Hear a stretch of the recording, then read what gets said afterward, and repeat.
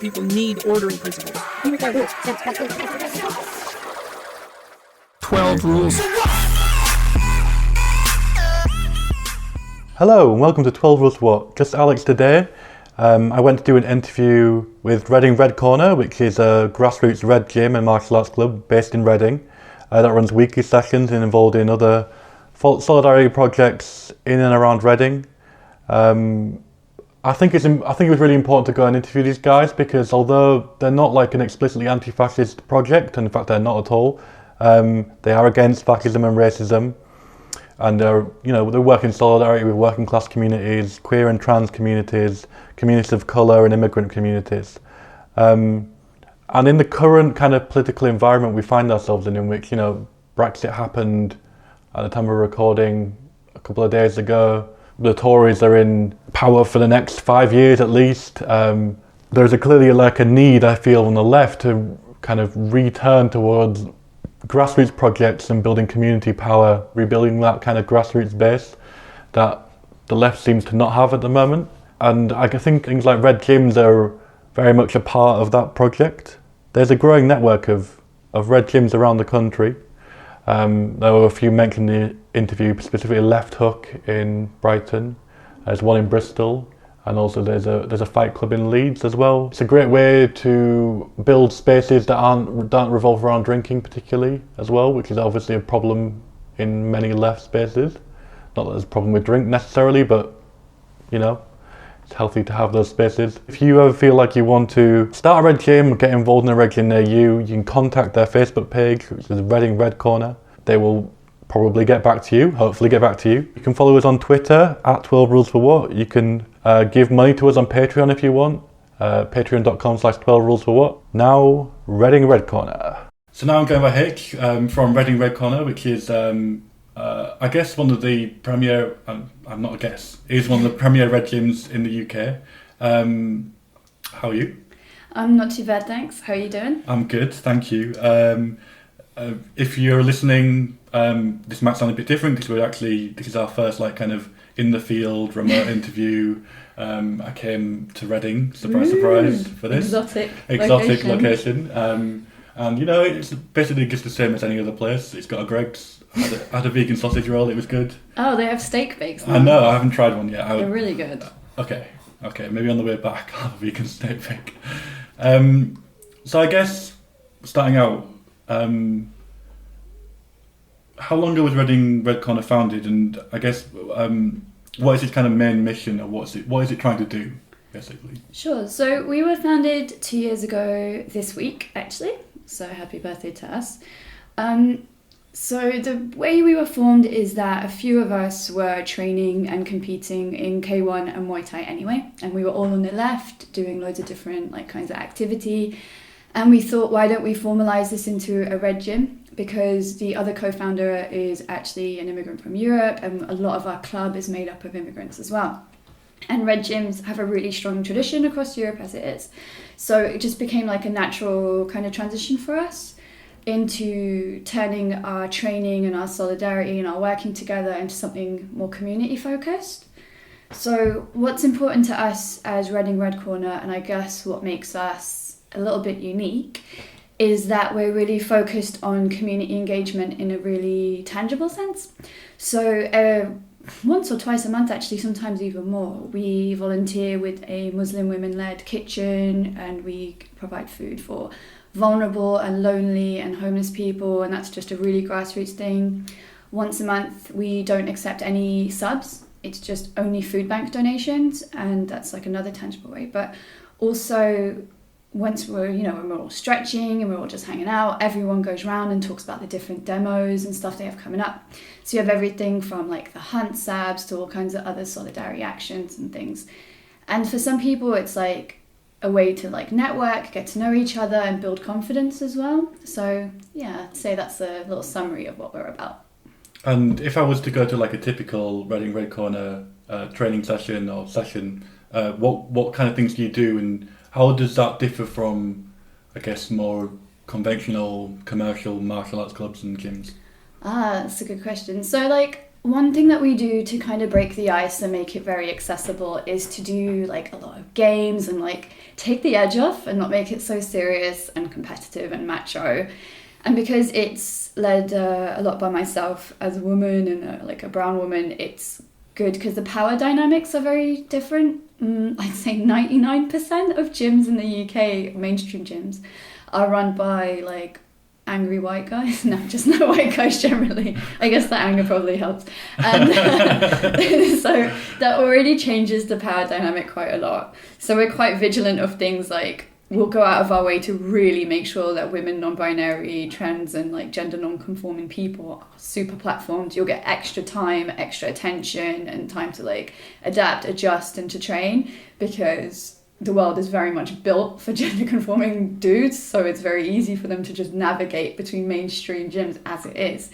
So I'd say that's one of the things. We also split the club by like intermediate and beginner and advanced. So everyone will do the first bit together, but you'll stay for an extra 40 minutes, half an hour at the end to do hard sparring for the more advanced people.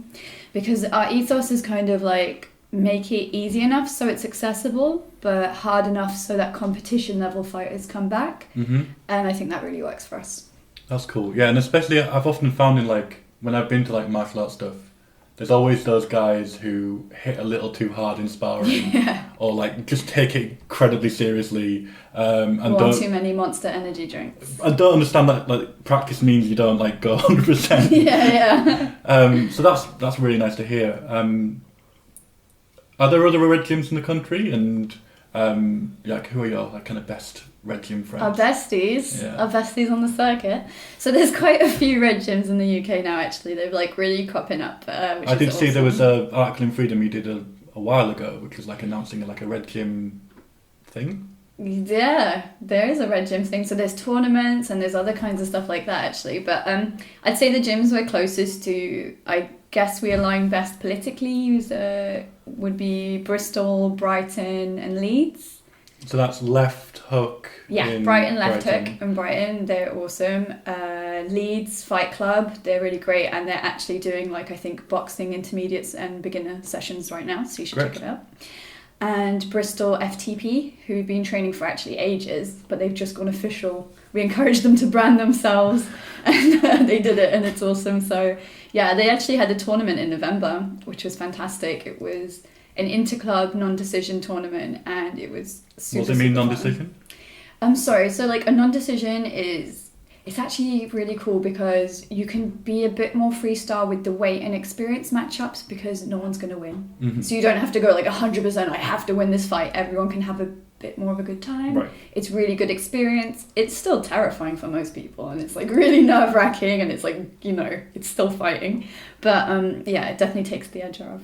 So they had their tournament in November and I think we took up 12 or 16 people actually, so that was really fantastic. Great. You kind of mentioned like they align politically. What is like the main like kind of political, I guess, alignments? Because I mean, red gyms in the name, they're on they're on the left because it's like a red gym. But sure. I'd say a crucial part of like our like policy, the policy of red gym, is that we have very strong views on gender politics and we absolutely do not accept TERFs or TERF behaviour it's a complete like no-go. There's no debate for us on that as a topic and we will never accept it to be because it's just there's just no debate for us. There's no like wiggle room on that, so I'd say that's why we align very well with those gyms that I named because we all agree with that and it's all something we all agree with to the point that if we're having a tournament together, if we're doing a seminar together, it's never going to be like weird, shady, you have to be on high alert that someone's going to be a massive fucking transphobe or something. Like you can all kind of crack on and have genuine solidarity with what you're doing. Nice. Yeah, I'll also this podcast is very anti-TERF as well. I would like to make that clear. Actually, I don't know why I have to do that, but actually, it's worrying nowadays that you do have to say that, right? Because it should be a standard. There probably are like, literally some listeners who are transphobes. Cause stop listening. Stop it. Log off. Okay, so I guess the last decade and going into the 2020s has been kind of dominated by the Conservative Party and a lot of kind of racist. I think a rising kind of racist sentiments, like partially around Brexit, but I also like racism is like embedded in this country, obviously. Sure. And I wondered, you mentioned in the start that you had like a lot of immigrants attending classes, and I wondered how that plays into the kind of like left solidarity politics as well. In this kind of, we're living in a time where we've got almost 5 more years of Tory rule, and how that kind of environment, which is changing all the time and quite scary, how does that play into what the gym does? Sure, I'd say it's a few things. Like, one of the basic things is that it's important to us that people are empowered to at least just have the confidence in taking and giving a hit, which is just the 101. You don't need to do a fancy spinning back kick, but it's really comforting, I imagine, to know that you can take and give. If you were really pushed into that corner, which is a horrible reality for so many people right now, including myself. The other part is, I think that for a lot of immigrants and a lot of people of colour and stuff, it's quite an isolating time.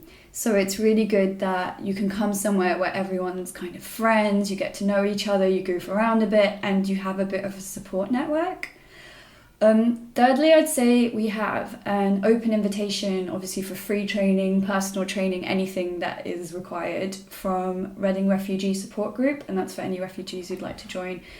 So we did a fundraising barbecue for them last year, and we'll do it again this year, which is going to be super cool, and everyone should come, and that'll be in July.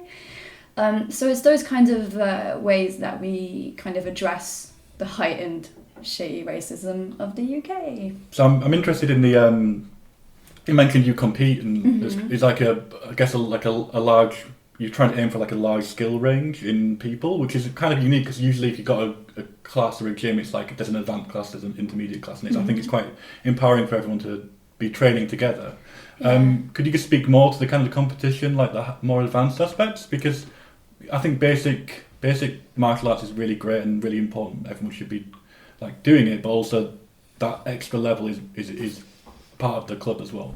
Sure, I'd say one of the big benefits of having the mix at the beginning is you'll often see, because of the kind of culture we have, a lot of the advanced folks really go out of their way to help newbies and people who are really beginners, and that's super, super nice, like really breaking things down. You get like real one-on-one attention, and then when you move to the advanced class, it's they get to have hard techniques, more advanced stuff and things like that. Competition-wise, it's really cool because the solidarity really... So when I compete personally, so all of the teachers compete. They all fight full contact. And when I do, it's really cool because obviously I train also from a mainstream gym because Reading Red Corner is once a month. And if I'm just training with people at my level, I'm really not going to learn anything. So we have to push and push and push and expand. And it's good to have the crossover as well. You really can recruit from the mainstream gym, which we do, which is fantastic. And there's a good symbiotic relationship between the two for us, actually. It's really good because if I'm in fight camp, which is grim, obviously, it's nice to come to Reading Red Corner. What's fight camp? Oh my god, fight camp is just like... It sounds awful. It's like, no, you can't eat anything delicious. Yes, you have to run all the time. It's basically that for 6 weeks, just before a full contact fight. It's just... amazing. Oh yeah, so cool. And basically... It's really intense, obviously. So when you get to come to Red Corner and everyone is just chill and you can goof around, but all the teachers are like, oh, do you want to do extra pad work? Do you want to like chip off early and go do a run around the park? Like, do you need anything? It's that support network that really pushes people as fighters too. Because the mental health aspect of fighting and of both ways, like people who are just coming into it, it's good for helping people mental health wise, and also the mental energy that goes into competing is like super gnarly sometimes. So it's really great to have that kind of base and like support group network that we have. And while all of us compete, we actually will compete in different styles, which is kind of cool. So we learn from each other in a really weird way. So I do Thai, another trainer does Western boxing, and then the co-founder does K1. So yeah, it's good in that way. And I guess I don't compete at a level. I mean, I've been involved in various gym stuff, and I know how to throw a punch because that's the first thing you learn when you do a class like that. It's like how to like. But how is it like? You mentioned like doing fight camp and training and doing competing in fights, and how has that kind of changed? I don't really know how to put this. So how has it changed how you like live? I guess it's an interesting one when you kind of like put yourself to that kind of regimen and like. I'd say it's the good thing about the red gyms and the competing and this kind of level, or even just the interclub level, which in itself is a huge achievement, is we've moved away from a lot of the lefty scene 5 years ago, I'd say, was a lot of like punk gigs and patches and binge drinking for a lot of people. It was quite insular. It was like really like that focused, right? But when you know that if you're hungover the next day and you have to spar, it's going to be like fucking grody, and if you take a teep to the stomach, you might throw up. People drink less, they party less. And we're not party poopers. We have people who are straight edge, we have people who party all the time. Like, it's nothing, but it's more encouraging a culture of like looking after yourself a bit, in that kind of way, a health sense. So that kind of regimen that you're mentioning, it kind of feeds into that kind of culture change. Yeah, does that make sense? That does. And there's also this. I also identified this thing on the left like a few years ago where a lot of it revolved around drinking, basically just going to the pub after meetings or just going to parties and raves or whatever, and just doing horrible things to your body. And there's Tell been us a real. More. There's been like a real conscious move in the last few years to like develop activities and activisms that are not focused around that, and I think that's really healthy and good. Yeah, I totally agree. I think it's also more inclusive. Like, a lot of us give lip service to engaging with the community, and it's like, how many of the community think want to come to a crusty punk noise gig? Like, I don't want to do that. I mean, I don't want to power off because like a lot of our attendees do. I'm not gonna it is what it is, but yeah. And also, I guess if you're speaking to like if you want to be doing your activism in solidarity with communities of colour and stuff, like drinking isn't central to other cultures, and that's a really important thing. Like, you can't. If someone's like, for example, a practicing Muslim, you don't want to be inviting them to the pub. Yeah, exactly. And families and like young people, like we actually have quite a lot of people 16, 17 years old, and we have people going up to like 50, 55. So the age range as well, as time goes on, like, I was drinking at like 14, which is not something I would encourage in other people. But these are good kids. These are wholesome kids. And they're not getting wrecked all the time. And so, yeah, it makes it way more accessible. If people don't have a red gym in their city, or it's not very easy for them to get to one, what would you recommend them doing? Would you recommend going to a mainstream gym? How do you like kind of, what's like the baby's first steps to getting to a red gym? I would say, option one is to go into your local mainstream gym with a Nazi Hunter t-shirt and see if anyone compliments it. I'm joking. So for us, we have really good connections with groups like Plan C, with Reading TUC, with the IWW, and all these other kinds of groups, with the SABs, with the anti-fascist groups, and with all of these kinds of like different people and groups. And once you engage with them all, you can see like more and more people have done some training in the past, or maybe they're doing a little bit. And if you can get like-minded people to just make the consistent core of the teachers, the trainers, and you don't have to be like Book Out or someone to be, that's like a famous K1 fighter. Thank you. So, like, you don't have to be Book Out to like run a gym. It could just be that you all do fitness together, like go for runs together. It's just that kind of basis. And as long as you're super consistent, because that happens with so many political movements, that people do it for a bit, there's a bit of burnout and this. If you can really make sure every week, whether it's 4 people or 25, you're there, it will really blossom from there, and just really reach out to people and engage. And I think that's how you'll successfully start a gym. Just find other people in all these other local movements. That's really useful, and obviously it's a good place to get funding and things like that. Yeah, exactly. I think maybe we should kind of emphasise that you also don't don't necessarily need a venue, like especially in the summer. I mean, in the winter it's a bit more tragic if you're training in the rain. But I've often, like with my friends in the summer, we've got some boxing gear and just gone down to the park and run around and did some very light sparring and stuff, and that's also incredibly useful, I think, as well, because yeah, that's a good point. I think training outside is just making the most of like what resources you have. You don't need to have like a super fancy dojo with padded floors, as long as you have a space that's clean and in the winter warm or outdoors in the summer, like you'll be good, you'll be set. And other tips I would suggest would be reach out to existing red gyms, because a lot of us, I should say, are like willing and happy to travel, and you can so we nick a lot of our format from other gyms, obviously. Mainstream gyms, seminars, when we train in France, when we trained even in Thailand, we steal so much, like steal away. And I think actually end of February, we're going up to this new gym that's starting off in Birmingham. I think it's mostly run by Plan C Birmingham members, as far as we've spoken to them. And we'll be leading a class there, and it will help them and it will help us. Like, we're going to learn from them, but it's also going to show them how we format things. And maybe they can pick and choose and be like, okay, that really works. That was super accessible and stuff like that. So yeah, reach out to red gyms. Great. I had one more question, I guess, and it's I guess around disability, and I wondered, other people with other less able people in your gym, and how do you kind of make accommodations around that, especially with like gym safety and stuff? I think it's really important. I wondered.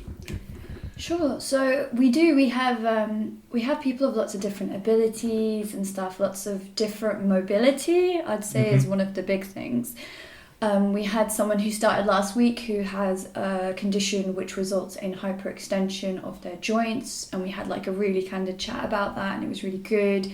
And because we have that kind of healthy atmosphere where you're encouraged to talk to us about that, you don't just put on a bro face or whatever and then like seriously hurt yourself.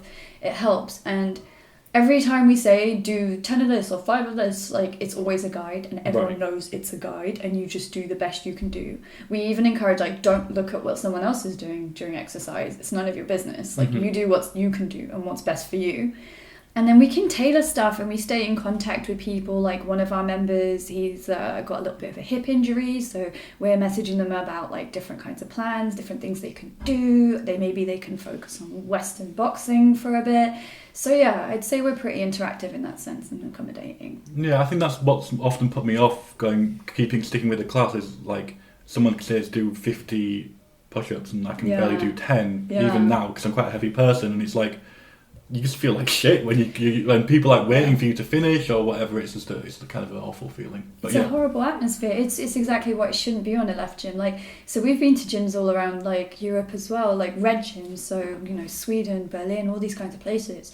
And there was one gym, I won't say where, but like they were doing like, it was like an advanced class at a normal gym. For us, okay, cool, it was fun, it was great, it was fruitful. But I was thinking, no one from like who would just walk in here would feel like, yeah, sick, 50 burpees, good. I can do that. I'm definitely going to come back next week. Like, why would you? Like, you can't just start at 100 and expect everyone to join. Like, thanks very much for letting me come and talk to you about the club. Where can people find you if they want to get involved, or they're in Reading and they want to come to a class? How can they contact you? What's your social media? You can find us wherever there is an injustice. You can find us on Facebook. So we have a pretty active Facebook. We should get an Instagram because it's 2020. Like, Jesus, but we'll sort that out. What about TikTok? TikTok. Oh my God. Maybe it could be. But right now we have Facebook. So like, if you just message us to get involved, if you want us to come to your city and to show you some stuff, if you just want to hang out and talk, just get in touch, like, on Facebook for now. Great. Thank you. Cool. Look out for the TikTok.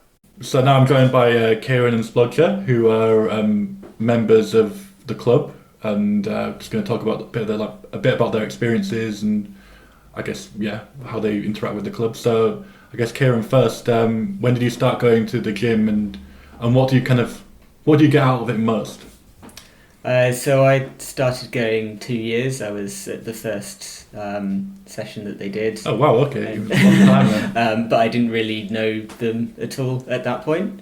And I guess sort of one of the main things I've noticed that I've got from it is a certain amount of self-confidence. But yeah, I tend to be quite sort of a little bit of a nervous person sometimes, and when it and even though I'm not like really small, sometimes I feel quite small, and so just having a certain amount of experience of sort of fighting people in sparring and all of that kind of things, and knowing that my fitness level has increased as well. I find that sort of really helps in my self-confidence. But in general, did you go to any gyms before? Was that something you did before Reading Redcorner started, or is this something that you've taken up now the club is going? So it's something that I suppose I had tried out for quite a bit. Like when I was a child, so when I was like 11 or 12, I did judo. And then when I was a teenager, I did karate, which I hated. And then I tried I hated karate too. Horrible. And then, more recently, actually, in Reading, because I only moved to Reading sort of in the past few years. I went to one intro class of Krav Maga and it was terrifying. And the class was almost entirely male. While I present as male, I'm transgender and I then I'm non-binary, and I feel like my sort of personal, how I feel of myself doesn't necessarily match up to what someone would expect me to be sometimes. And so like someone might go in sort of full contact and I'm like, I can't really quite deal with this. With Red Corner, it's like, it's definitely the thing that I've stuck at for the longest, because I've been going for 2 years and tend to be fairly regular as well. I try and make every week. So it really shows like the different kind of atmosphere there. It makes me want to go actively. How do you distinguish between like a macho way of doing combat sports or fighting and like a non-macho way? Because there's I often find it difficult to like get my language away from like kind of macho conceptions of stuff, because like fighting and I guess violence in like a kind of sporting way is often tied up in that kind of thing. And I wonder how do you break away from that kind of that kind of conception of martial arts? Well, I suppose sort of it's not like we're anti-competition. Like I feel like people are all trying to be the best they can, and that does sort of mean a certain amount of competitiveness, but it's not a mean-spirited kind of way. It's not like I'm going to win and I'm going to beat you down. It's like we're both going to do as good as we can, and so I guess it's more like there's competition, but it's really good-natured.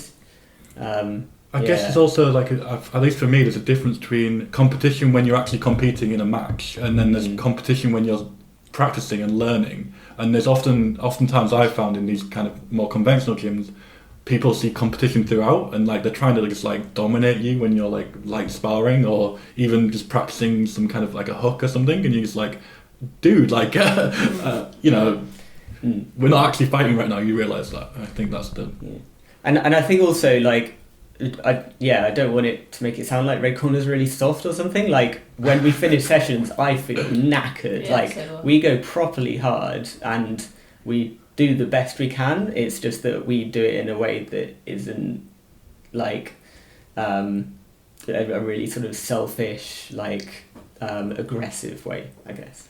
And I guess the question to both of you, I guess all the basic stuff is like how to kick, how to like defend yourself. Yeah.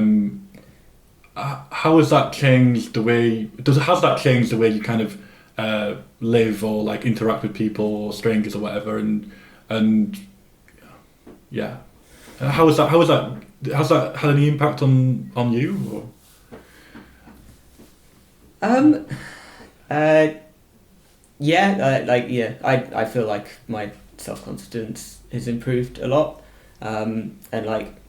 It's a bit weird really, because so like going back to like the trans thing, like when I was growing up I used to get a lot of like street harassment and stuff, and I don't get it anymore now, but I still have that kind of thing in the back of my head that's like just a little bit paranoid like sometimes, and I feel like it has helped with that. Like if I'm walking down the street I don't feel that kind of fear as much as I used to, but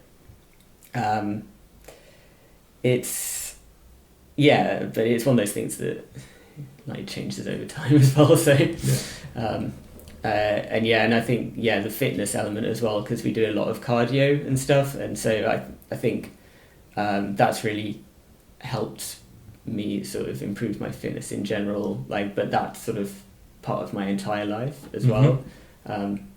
Yeah, but it's nice to kind of fit that in more places in my life as well. The whole reason that I first started to go was because I really wanted to increase my fitness and my ability to like defend myself if I needed to, just because I'd recently just started going hunt sabbing, so, and like, I'm sure you know that Hunters famously love the hunt sabs. That's yeah, so and now that I've been going for like over a year, I feel more confident like out in the field, and that if anything did kick off that I would be okay. And yeah, I think I think in general, like just being like walking around and in this, like having more confidence to walk around at night, I guess. Which is, I guess that's, I don't know if that's a silly thing to say, but yeah. No, I mean, I don't think it's silly. And there's also like a lot of left activity involves like being able to like I don't know, like run away or like dodge someone when they're going for you. Like if you're on a protest and the police try and grab you, it's good to know how to dodge out the way of that. When you're hunt stabbing, it's good to like know how to block a punch from an angry. I don't know what they're called. I don't know anything about hunting. Hunt supporters. Hunt supporters. It's usually the supporters. It's the plebs who like the hunters. I don't know how it works. It's the ones that just follow them around in their cars. Yeah. Or we just like to call them scum. Scum. Lots of scum. 12 rules.